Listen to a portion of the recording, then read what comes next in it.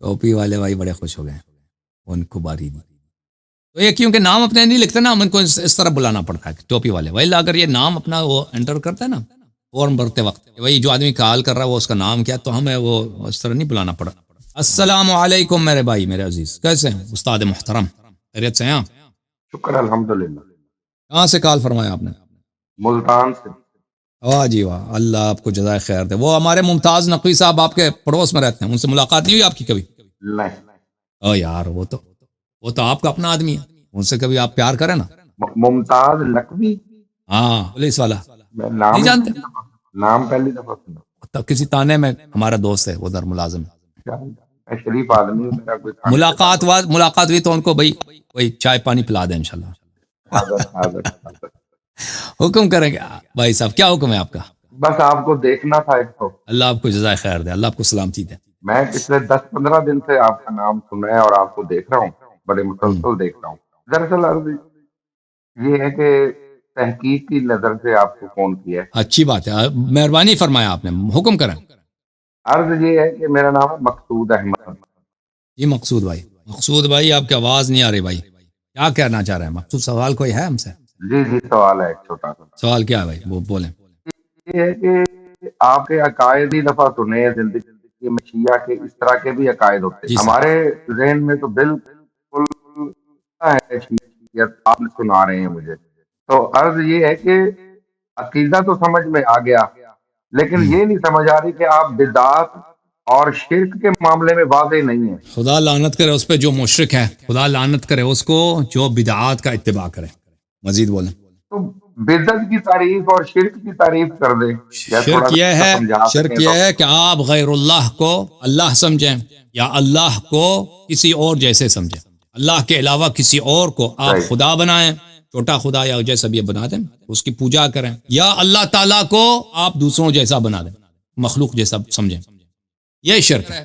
بدعت کیا ہے؟ بدعت یہ ہے کوئی چیز جس کا حکم اللہ نے نہیں دیا ہے، رسول صلی اللہ علیہ وسلم نے نہیں دیا ہے، آپ کہہ دیں یہ دین کا جز ہے. اس کو مثلا کوئی نماز، کوئی چیز میں اپنے سے بھی بنا دوں آپ کے لیے، میں بھی آپ سے کہہ دوں کہ بھئی آپ جو ہے ہر رات کو 10 رکعت نماز اس وقت پڑھو، یہ جو ہے سنت ہے یا یہ دین کا حصہ ہے، یہ جو ہے بدعت ہے. ٹھیک ہے نا؟ جو چیز حلال حرام میں جو چیز باتیں اللہ اور رسول صلی اللہ علیہ وسلم ائمہ اطہار علیہ السلام نے بتائی ہیں وہ دین ہے.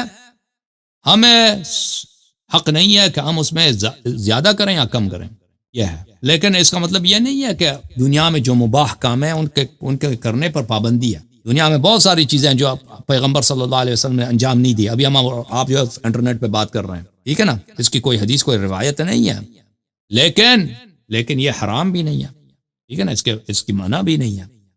ہم تو یہ تو نہیں کہتے کہ یہ سنت ہے کہ آپ انٹرنیٹ پہ روزانہ 1 گھنٹے اگر چیٹ کریں یہ سنت ہے. اگر یہ کہتے ہیں تو یہ حرام ہے، یہ بدعت ہے. لیکن اگر آپ انٹرنیٹ پہ کسی دوست سے بات کرنا چاہتے ہیں، یہ بالکل ایک مباح چیز ہے، حرام نہیں ہے، حلال ہے. ٹھیک ہے نا بھائی؟ اوکے؟ نہیں اوکے، نہیں جلدی تو نہیں ہوئی. اوکے سر، آپ کو ہمارا جواب نہیں پسند؟ اوکے جی فرمائیں. نہیں جواب پسند. عرض یہ کہ میں اہل حدیث سے تعلق رکھتا ہوں، ٹھیک ہے نا. ہمارے نزدیک آپ کے مثلا آدھا دین تو مجھے سمجھ آ گیا، لیکن یہ دیکھیں نا آپ بدعات، جیسے اب 10 محرم کے جلوس کے لیے شیعہ حضرات کہتے ہیں کہ جناب یہاں پہ یہ کریں تو اتنا ثواب ملے گا، اتنا ماتم کریں تو اتنا ثواب ملے گا، 10 محرم کو پانی لگائیں تو یہ ثواب ملے گا. اب یہ تو سنتوں احادیث میں اور حضور پاک کیوں صلی اللہ نہیں؟ علیہ وسلم سے ثابت کتنی نہیں ہے. احادیث ہیں، کتنے احادیث ہیں آپ کے پاس نہیں، ہمارے پاس بہت احادیث ہیں کہ 10 محرم کو ماتم کریں، عزاداری کریں. اور ہمارے پاس بہت سارے احادیث ہیں کہ کسی کو پانی پلانا، چاہے وہ کافر ہو حیوان ہو، اس کی بڑی ثواب ہے. اوکے، بہت سارے رہنمائی احادیث روایت، بہت سارے احادیث ہیں. تھوڑی سی رہنمائی فرمائیں. اچھی بات ہے بھائی. کیا بھائی، اگر آپ اس میں جائیں نا، میرے اسی چینل پہ آپ محرم سے پہلے جو میرے اسپیچز ہیں وہاں پہ یہ پورا پلے لسٹ ہے، کربلا پر، امام حسین علیہ السلام کے عزاداری پر، ٹھیک ہے نا. اس میں دیکھیں بہت سارے میں نے روایت نقل کی ہے نا. پانی پلانا جو مجھے تعجب ہے کہ آپ کہتے ہیں پانی پلانے پہ آپ کوئی وہ حدیث دکھائیں. آپ کو شک ہو رہا ہے کہ پانی پلانا جو ہے یہ جو ہے اس میں حدیث نہیں ہو سکتی؟ ہاں स्पेसिफिक 10 मुहर्रम को पानी पिलाने से इतना सवाब? نہیں، ہم نہیں کہتے کہ صرف 10 محرم کو، ہم نہیں کہتے صرف 10 ہاں محرم کو پانی پلانا ثواب ہے، پانی پلانا ہمیشہ ثواب ہے، لیکن 10 محرم کو وہاں پہ جلسہ و جلوس ہوتا ہے نا، اگر کوئی ہوگا تو آپ پانی پلائیں گے نا. جی ہاں، ویسے ہی تو پانی تو نہیں پلا سکتے، ابھی کوئی شخص ہے ہی نہیں، آپ کس کو پانی پلائیں گے؟ اوکے بھائی، ٹھیک ہے نا بھائی؟ نہیں اوکے، اللہ آپ کو جزائے خیر. ہم نہیں کہتے بھائی، ہم نہیں کہتے کہ صرف 10 محرم کو پانی پلانا ثواب ہے، ہمیشہ پانی پلانا ثواب ہے. اور پانی نہ صرف پانی پلانا ثواب ہے، اہل بیت علیہ السلام کی مجالس کی خدمت کرنا اس کی بڑی ثواب ہے، بڑا اجر ہے، ٹھیک ہے نا. وتعاونوا علی البر والتقوی، نیکی کے کاموں میں مدد کرنا اس کے بڑا ثواب ہے، اللہ نے حکم دیا ہے. یہ ماتم کرنا اور اہل بیت علیہ السلام کے غم میں رونا، نڈال ہو جانا، ماتم کرنا، اس کے اتنا ثواب ہے. میں نے اسلام میں، دیکھو میرے محترم ناظرین، میں نے جتنی باتیں پڑھی ہیں نا، اللہ جانتا ہے کہ اہل بیت علیہ السلام کے غم میں آنسو بہانا، اہل بیت علیہ السلام کے غم میں ماتم کرنا، اس جتنا ثواب اس کا ہے، بہت کم عمل ہے اسلام میں کہ اس کا اتنا ثواب، بہت ہی کم ہے. یعنی اتنی فضیلت ہے اہل بیت علیہ السلام کے احادیث، اس کے ثواب کا کوئی اندازہ ہی نہیں کر سکتا.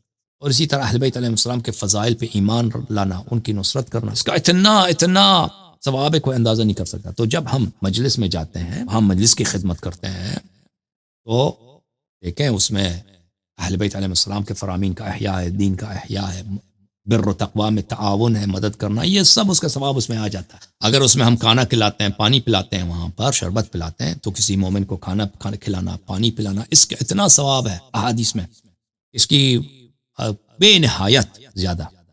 اچھا، تو اسی طرح اگر بالخصوص وہ اس مقام پر ہو کہ وہاں پر اہل بیت علیہ السلام کی دین کا احیاء ہو رہا ہے، تو اس کا ثواب تو اور بڑھ جائے گا، ٹھیک ہے نا.